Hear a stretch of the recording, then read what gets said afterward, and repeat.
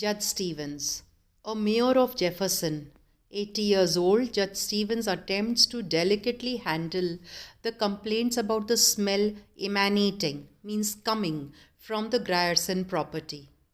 To be respectful of Emily's pride and former position in the community, he and the aldermen यानी कि जो municipal council या corporation होता है उसके जो सदस्य होते हैं, जो इम्पॉर्टेंट पीपल होते हैं किसी भी शहर के, they decide to sprinkle lime on the property in the middle of the night. Mr. Grierson, Emily's father.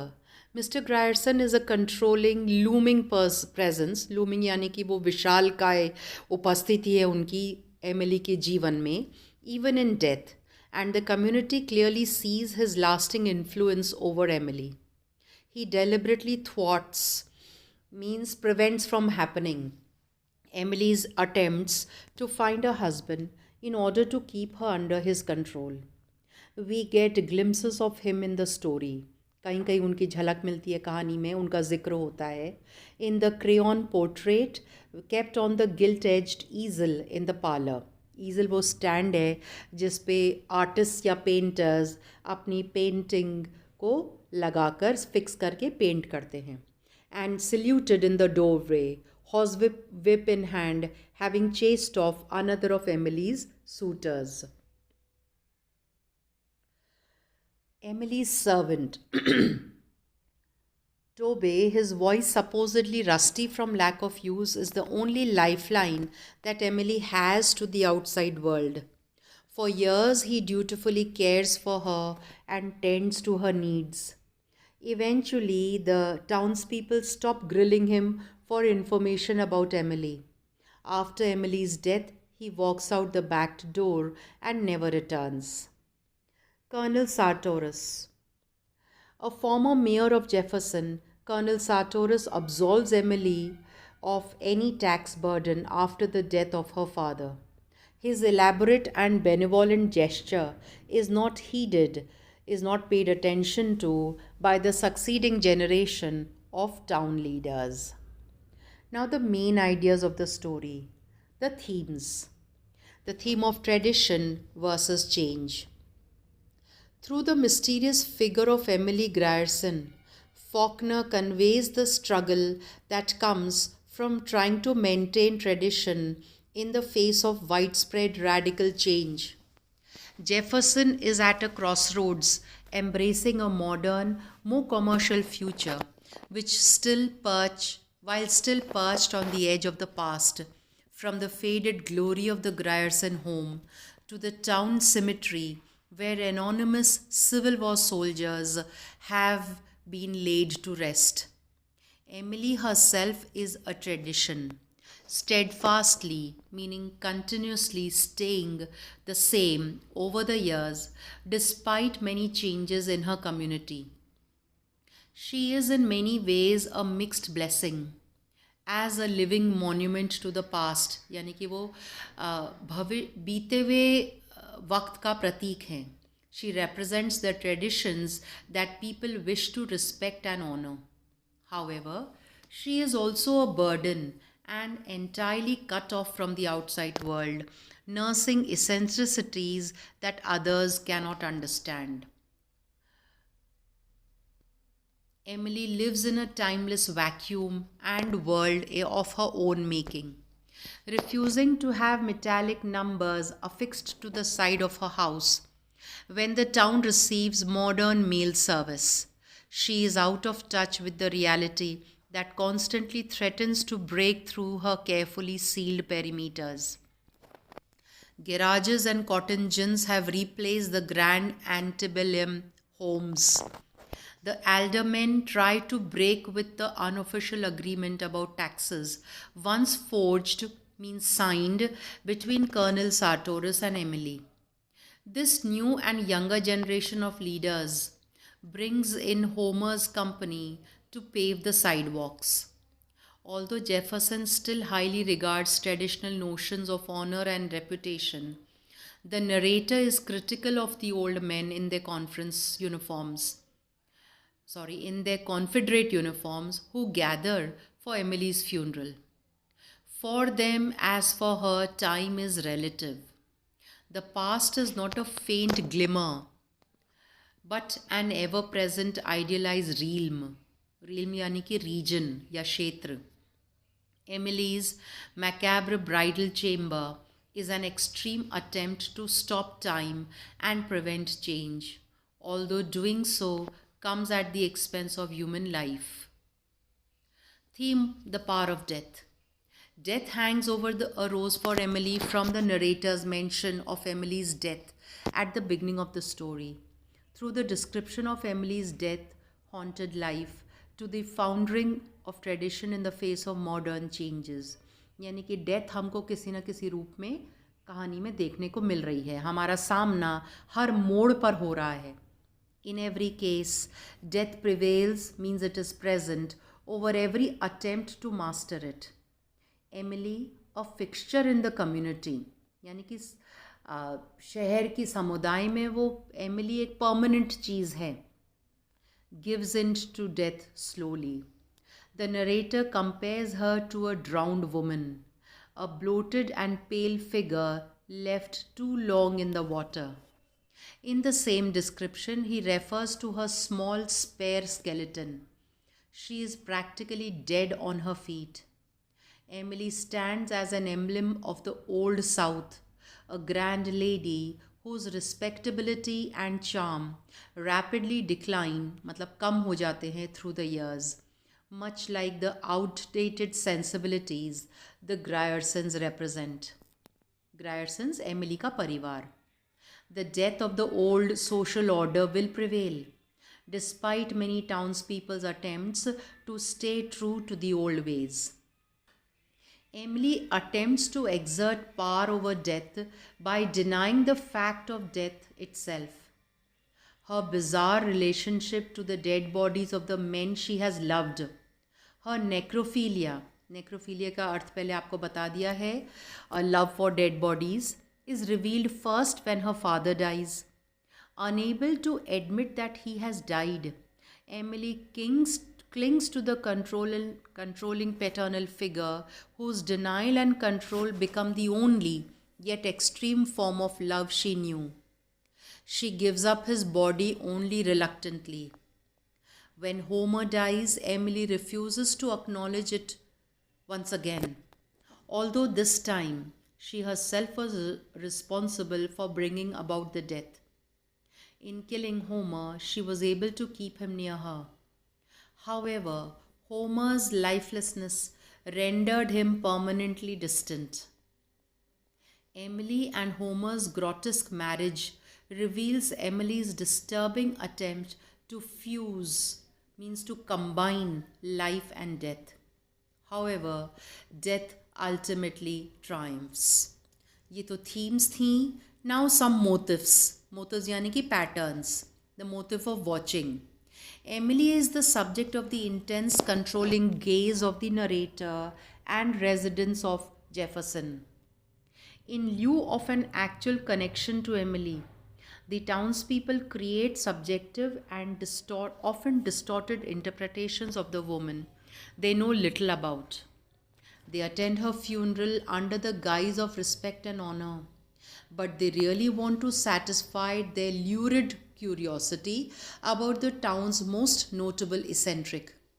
One of the ironic dimensions of the story is that for all the gossip and theorizing, no one guesses the perverse extent of Emily's true nature. वो इस शहर में 74 साल जीवित रहती हैं, लेकिन सच्चाई ये है कि कोई भी एमिली के सही स्वभाव या प्रवृत्ति या चरित्र को नहीं जानता या पहचानता, क्योंकि वो किसी को अपने करीब आने ही नहीं देती हैं. पहले उनके पिता ने नहीं आने दिया था, फिर एमिली ने खुद ने सबको दूर रखा.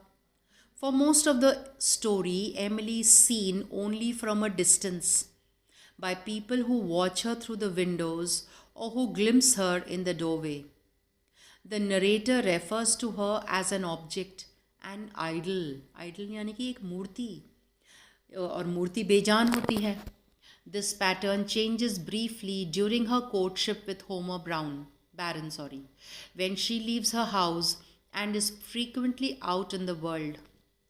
However, others spy on her just as avidly, means with as much interest, and she is still relegated, means consigned or put to the role of object, a distant figure who takes on character according to the whims, yani ki moods of those who watch her. हर व्यक्ति Emily को अपनी समझ से एक चरित्र या रूप दे देता है. In this sense, the act of watching is powerful because it replaces an actual human presence with a made up narrative that changes depending on who is doing the watching.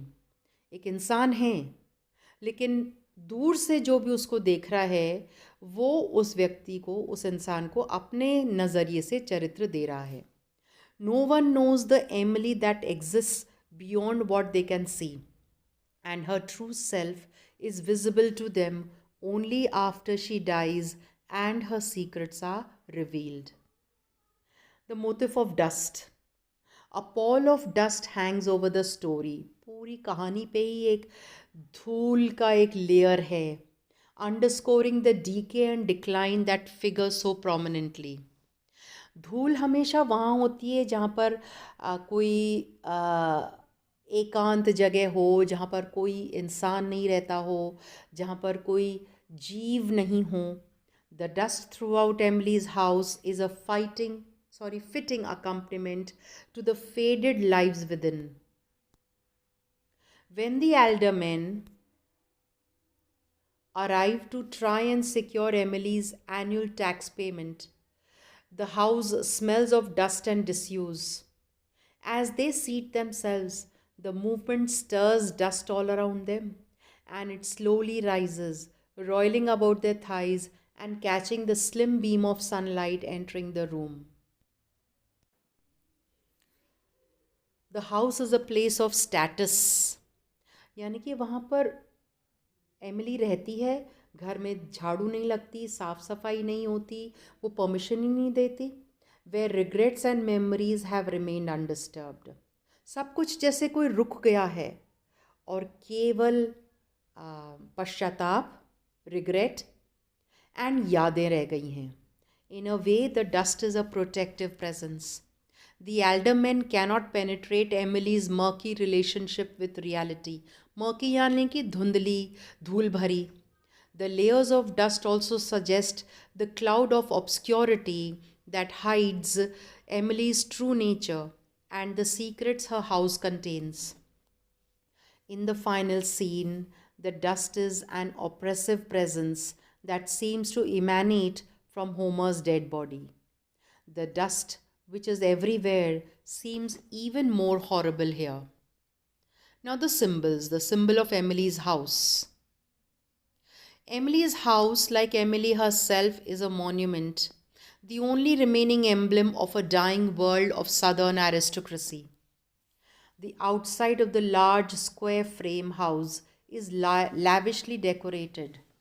The cupolas, spires, and scrolled balconies are the hallmarks of a decadent style of architecture that became popular in the 1870s. By the time the story takes place, much has changed. The street and neighborhood, at one time affluent, pristine, and privileged, have lost their standing as the realm of the elite. The house is in some ways an extension of Emily. It bears its stubborn and coquettish decay to the town's residents. It is a testament, means a proof, to the endurance and preservation of tradition. यानी कि वो रिवाज but now seems out of place among the cotton wagons, gasoline lamps, and other industrial trappings that surround it. Just as the South's old values are out of place in a changing society. समाज में बदलाव आ रहा है, लेकिन Emily का घर अभी भी पुराने वक्त का प्रतीक बनकर खड़ा हुआ है. Emily's house also represents alienation, mental illness, and death. It is a shrine to the living past, and the sealed upstairs bedroom is her macabre trophy room where she preserves the man she would not allow to leave her. As when the group of men sprinkle lime along the foundation to counteract the stench of rotting flesh, the townspeople skulk around along the edges of Emily's life and property.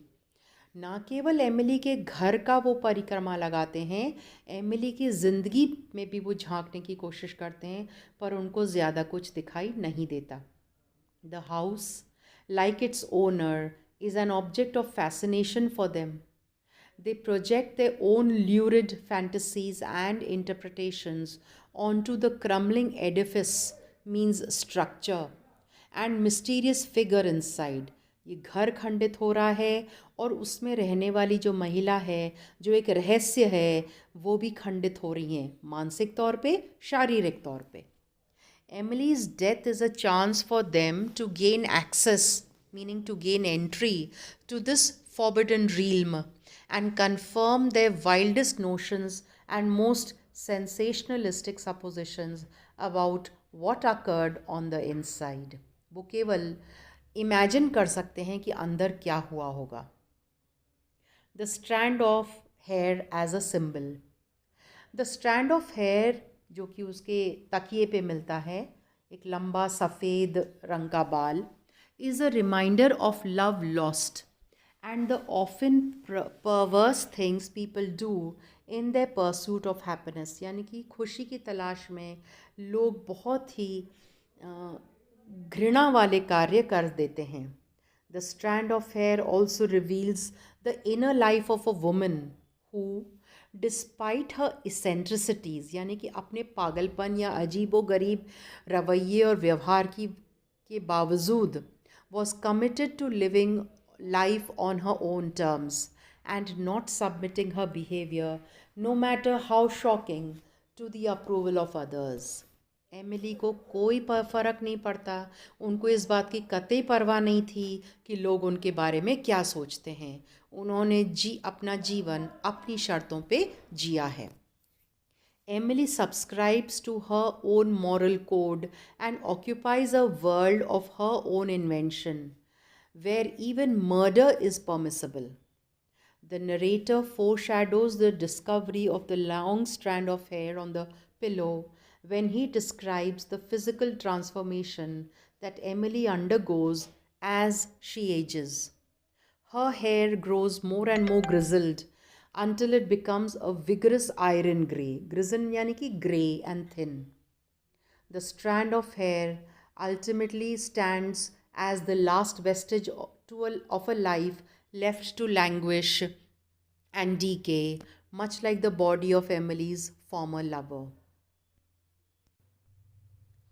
इसके साथ basic explanation of the text, the short story a rose for Emily ख़त्म यहीं पे होता है. मैंने कुछ important quotations को एक्सप्लेन किया है, आप उसको देख लीजिएगा. That's all about the short story a rose for Emily by William Faulkner. Thank you and good bye.